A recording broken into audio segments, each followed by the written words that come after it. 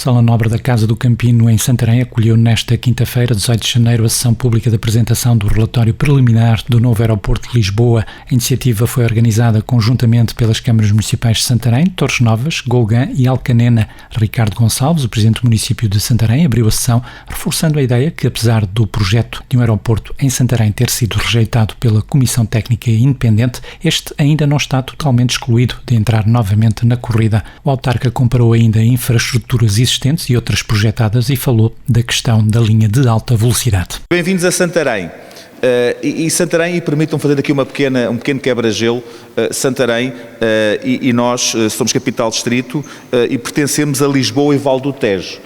Eu quero que isto também aqui fique muito bem expresso, porque algumas vezes nessas reuniões dava-se a entender que nós não pertencíamos a Lisboa. Nós, do ponto de vista administrativo, pertencemos a Lisboa e Vale do Tejo. Só em 2003, quando estávamos a região em phasing out, passámos, do ponto de vista dos nossos fundos comunitários, para o Alentejo, só por fundos comunitários. Administrativamente e territorialmente, e do ponto de vista daquilo que é o desenvolvimento do território, pertencemos a Lisboa. E por que digo isto na introdução?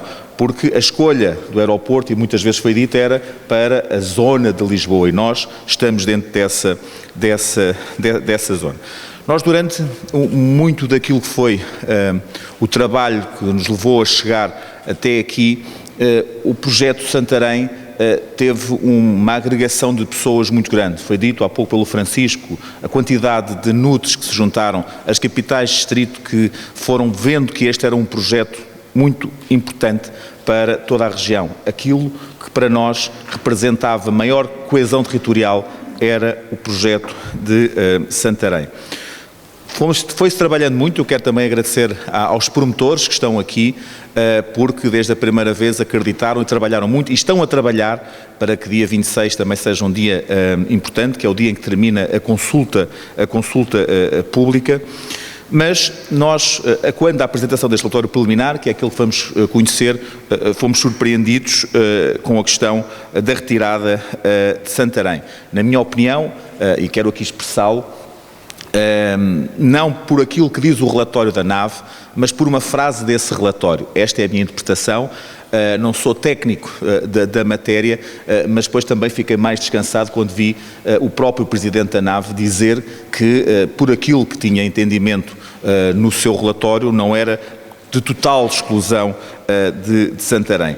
E isso acho que é importante referir, e também esta é a terceira sessão que a Comissão Técnica Independente está a realizar, e já vi também membros desta Comissão, que há coisas que são ultrapassáveis relativamente àquilo que foi a decisão da retirada de Santarém através do estudo preliminar da Comissão Técnica Independente. Mas há algumas coisas que eu também gostava de dizer e acho que é importante neste fórum de o debatermos. Há uma que eu referi logo e fiz essa questão várias vezes, até na apresentação do relatório preliminar da Comissão Técnica Independente, que é o facto de não ter nunca percebido como é que se comparava na mesma balança infraestruturas existentes, como é este Santarém, com a A1, com a linha férrea, com infraestruturas potenciais, como eram aquelas que Alcochete vai ter, com a terceira travessia, com as ligações ferro-rodoviárias que são necessárias. Isso é algo que eu não, sinceramente, olhando para o relatório, nunca consegui discernir isso bem, e esse contraponto acho que é daquelas situações que a senhora e a CTI tem explicado, mas eu ainda hoje me custa perceber, e tinha que falar isso nesta introdução também. E depois há uma outra matéria que também deverá ser falado por todos nós, que corre quase em paralelo com isto, na minha opinião, que é a questão da alta velocidade. E na semana passada se falou muito em alta velocidade, e eu quero aqui dizer perante vocês que ainda hoje não consigo perceber como é que a alta velocidade não se aproxima da nossa região, não se aproxima de Fátima, e nós debatemos isto muito na região, porque Fátima recebe por ano mais de 5 milhões de peregrinos e, portanto, o traçado pode não passar ao lado de Santarém, mas se aproximar, se passar entre Leiria e Fátima, acho que também poderia beneficiar bastante daquilo que é essa entrada de muitos turistas no nosso país. Vamos ver então essa apresentação. Eu espero que depois exista uma série de questões que quem as quiser colocar. Vou mais uma vez agradecer estarem cá connosco e agradecer todo o trabalho que tem sido feito. Nesta fase não foi ao encontro das expectativas desta região, mas quando da entrega daquilo que é as nossas questões, ou seja, as nossas, não vou chamar propostas, ou seja, estamos a responder ao período da consulta pública. Eu sou daqueles que acredito, ainda mais convencido fiquei depois de ouvir que aí as coisas são ultrapassáveis, que Santarém, a solução de Santarém será uma solução viável, uma solução capaz de responder àquilo que é as necessidades do nosso país, e isso a todos nós nos irá regozijar e deixar-nos bastante satisfeitos. Muito obrigado a todos. Carlos Mineiro Aires, da Comissão de Acompanhamento, que participou também da sessão, deu conta daqueles que foram os primeiros passos do processo e da escolha da coordenadora da Comissão Técnica Independente, assim como das 5 localizações obrigatórias definidas desde o início do processo. Eu, em determinada altura, eu fui chamado a São Bento porque o Sr. Primeiro-Ministro me quis mostrar o que era o projeto da resolução do Conselho de Ministros. E explicou-me na altura que aquela resolução decorria de umas conversações que tinha havido entre ele e o líder do PSD, o Dr. Luís Montenegro, e que, portanto, aquele borrão que estava ali dificilmente seria mexido, mas gostava de ouvir a minha opinião em relação àquilo. Eu realmente levei aquilo e depois li e voltei lá passado um dia ou dois, e então foi-me explicado que aquilo era um acordo que havia entre os dois partidos e que o que saísse dali seria aquilo que politicamente seria acertado ou seria consensualmente aprovado.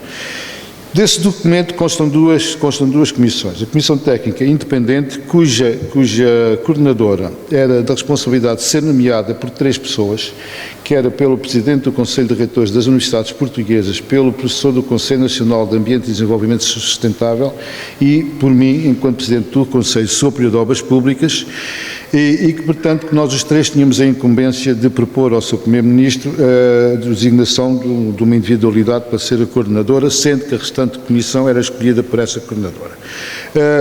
Não escondo a cota parte de responsabilidade que tive na indicação da pessoa, da Sra. Professora Maria do Rosário Partidário, com que eu já tinha trabalhado anteriormente num processo em que até me admiti, portanto estou à vontade, e tinha a melhor das opiniões dela, o que se veio a comprovar, e não estou absolutamente nada arrependido.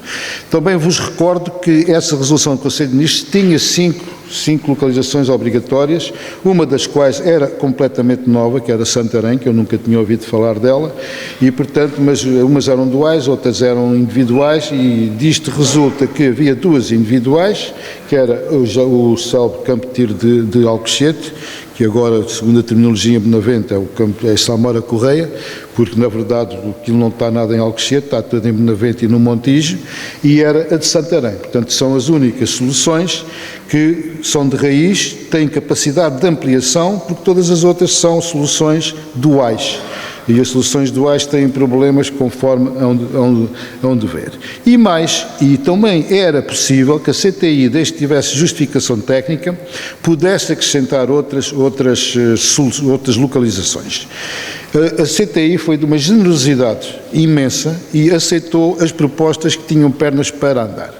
Depois caíram por uma razão ou por outra, foram mais ou menos bem aceitas as razões porque caíram, mas a verdade é que o processo até aí foi transparente. Também quero dizer aqui uma coisa que para mim, e o Sr. Presidente também já o disse e agradeço as palavras e penso que todos o reconhecem, que é a maneira como este processo tem sido conduzido, onde ninguém se pode queixar de falta de informação, ninguém se pode queixar de acesso à informação. A CTI tem um magnífico site desde a primeira hora, que é o Europarticipa, onde estão todos os documentos, está toda a informação. As reuniões têm sido pautadas por uma cordialidade e por uma educação que realmente é de louvar.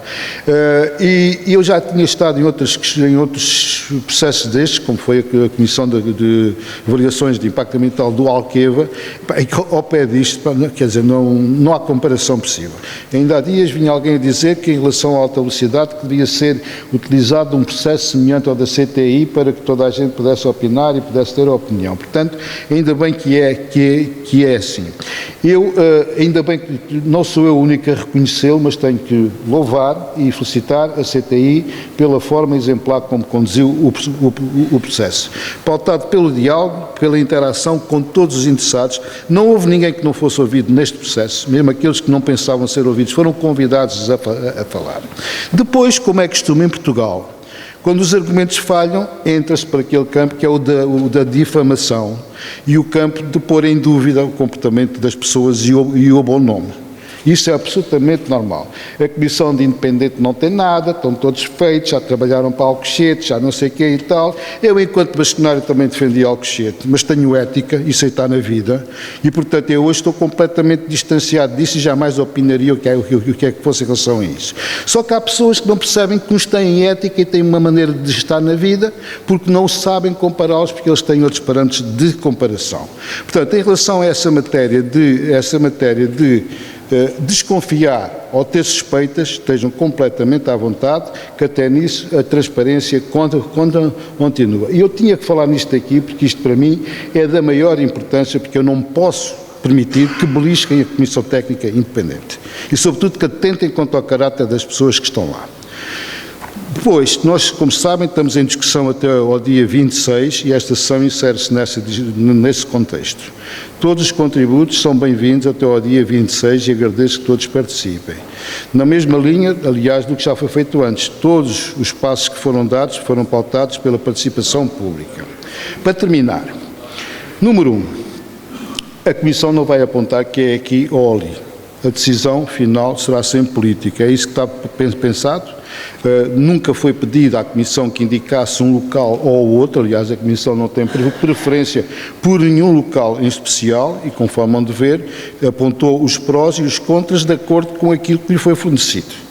E, portanto, a decisão final será política, não sei de que governo ou de quem, mas será na altura que for mais conveniente, uma vez que estamos neste processo. Depois, também estamos num período eleitoral e, portanto, eu acho que, apesar disso, o aeroporto não devia ser utilizado como arma de arremesso ou para ser esgrimido, que é um assunto demasiadamente sério, e vamos aguardar tranquilamente pelo resultado das eleições e pelo novo governo, que naturalmente será ele a decidir qual é que é a solução, mas, por favor, decidam e mais, e não mandem para o lixo este trabalho que está feito. Porque a partir de hoje, a partir do dia 26, não, mas daqui a um mês, mais ou menos, quando tiver feito o relatório final, acabou-se o eterno argumento de que ainda está a estudar a solução ou a localização A, B, C ou D. Não, foram todas estudadas as possíveis. Todas as que foram indicadas foram avaliadas, ou foram rejeitadas, ou foram aceitas e foram vistas. Essa discussão acabou em Portugal. Não há mais hipótese nenhuma de voltar a retomar um processo desses. E, portanto, eu revendo-me inteiramente no processo que foi feito, na maneira como foi conduzido o processo, na cordialidade e na forma sempre amistosa e educada como tem sido pautada estas relações, e o Sr. Presidente é um espelho disso, que nunca faltou uma reunião. Não sei se os outros foi assim. E há uma coisa a acrescentar aqui. A resolução do Conselho de Ministros só contemplava a presença na Comissão de Acompanhamento do Sr. Presidente de Santarém. Depois foi pedido, aliás, o Sr. Presidente de Alcanena quis almoçar comigo, já o conhecia há muito tempo, e disse, mas há mais conselhos abrangidos. Eu fiz uma proposta ao Governo para introduzirem na resolução do Conselho de Ministros mais estes três conselhos, Alcanena, Vulgã e Torres Novas. Até hoje não houve resposta nenhuma, mas eles não deixaram de estar lá. E têm participado também em todas as reuniões. E, portanto, é com esta tranquilidade e com esta vontade que nós estamos aqui para responder às perguntas, para assistirem à apresentação e, obviamente, que tenhamos que ter esperança na decisão de quem tem que decidir, porque a eles compete. Muito obrigado.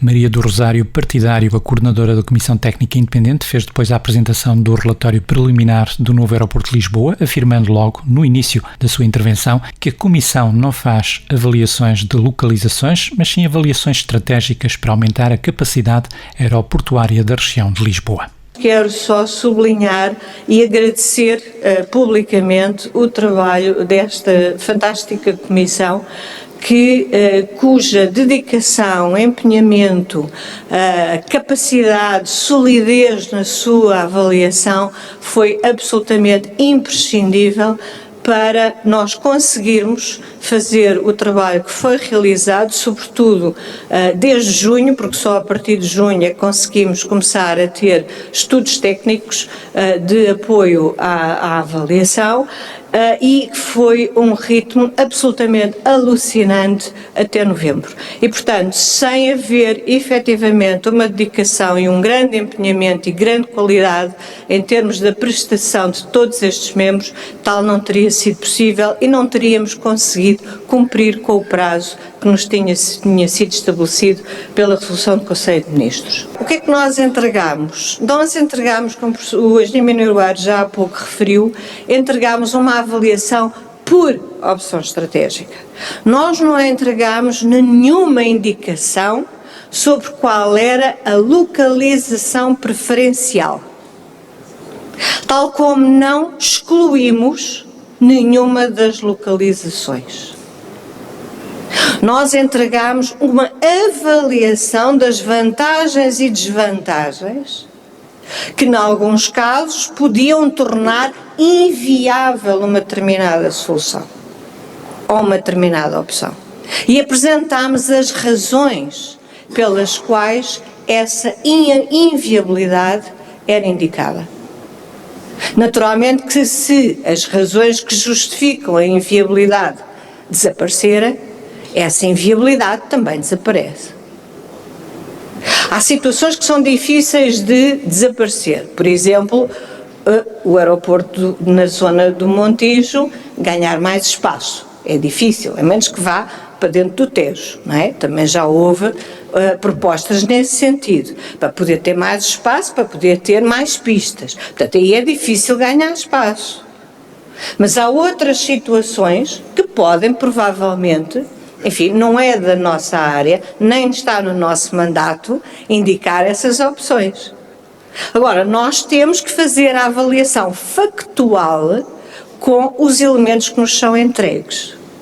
E, portanto, aquilo que nós fizemos, e é aquilo que está aqui escrito, foi avaliar as vantagens e desvantagens de acordo com cada um das áreas temáticas associadas a cada um da responsabilidade de cada coordenador e de acordo com os fatores críticos de decisão que, de acordo com a metodologia da avaliação estratégica que foi usada, foram estabelecidos, sendo 5 os fatores críticos que já vou recordar.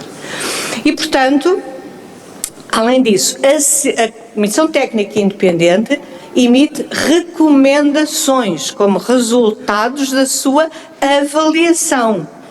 Não tem, nunca teve, nem nunca pretendeu ter qualquer capacidade de decisão. Nem nunca nos passou pela cabeça. Portanto, tudo aquilo que possa ter sido dito realmente foi originado por quem o disse, naturalmente, não foi por nós. Portanto, nós fizemos um trabalho que foi cerca de um ano e um mês, em que a intensidade de trabalho, como eu já disse há pouco, foi sobretudo a partir de junho, quando os contratos puderam ser viabilizados e, portanto, começámos a contratar equipas e pôr as equipas a trabalhar. Envolvemos vários especialistas, quer através dos estudos que foram realizados, os consultores, quer através das mesas temáticas que decorreram entre março e setembro. Aliás, em setembro tivemos mesas temáticas e, portanto, no total envolvemos cerca de 130 especialistas. E temos feito, como também o engenheiro Mino Soares referiu, a consulta pública desde o início de fevereiro, e, portanto, estamos quase há um ano, digamos, com todo este processo, a plataforma, a recepção de comentários, abertura para o diálogo. Nunca recusámos reuniões com ninguém, pelo menos reuniões que nos tenham sido efetivamente pedidas, e, portanto, estivemos sempre com o máximo de abertura. Estes são os relatórios que provavelmente já tiveram a oportunidade de encontrar no nosso site, no Aeroparticipa. Temos uma sequência de densidade e de complexidade de informação. O sumário executivo é o mais simples, o resumo não técnico é justamente para uma audiência em geral, estão disponíveis, são curtos e de fácil leitura. O relatório ambiental contém toda a síntese da avaliação estratégica e tudo o que está no relatório ambiental é apoiado nos estudos que foram realizados para cada uma das áreas temáticas e que constam dos relatórios técnicos complementares do relatório ambiental, um por cada uma das áreas temáticas. É aí, nesses relatórios técnicos, que está toda a fundamentação daquilo que suporta a base da avaliação. Agora, porquê que nós não estamos a fazer uma discussão local a local, mas estamos a fazer uma discussão estratégica, que não é local a local? É o mesmo que, nesta sala, nós estarmos a discutir cadeira a cadeira. Nós não discutimos cadeira a cadeira.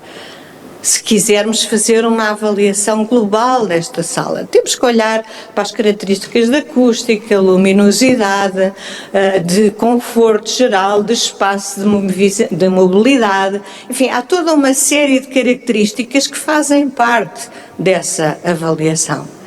E, portanto, isso corresponde justamente a um conjunto de temáticas, que são justamente até as temáticas inicialmente identificadas na resolução do Conselho de Ministros e que envolve desde questões económicas, questões ambientais, questões de acessibilidade, territoriais, procura, questões aeronáuticas, aeroportuárias e, portanto, há toda uma série de temáticas que são extraordinariamente distintas umas das outras e que todas contribuem para a avaliação estratégica a longo prazo, numa perspectiva macro e numa perspectiva de integração e de sustentabilidade.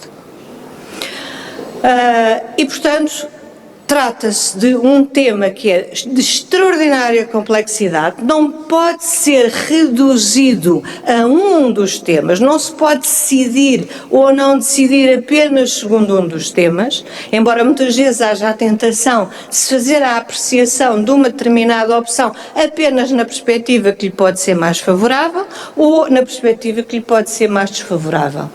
Mas, efetivamente, como aliás vão ver, todas as opções estratégicas,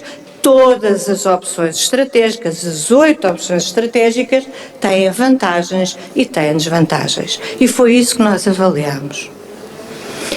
O problema de decisão que se colocou à avaliação ambiental estratégica, nós estruturámos em 3 pontos fundamentais e são tudo aspectos que estão reconhecidos na resolução do Conselho de Ministros. Como aumentar a capacidade aeroportuária, é o primeiro desafio, desde logo, e se é em modelo dual ou modelo único, como evoluir para um hub intercontinental, isso é uma questão especificamente estabelecida na resolução do Conselho de Ministros, e se é necessário desativar ou não o aeroporto Humberto Delgado.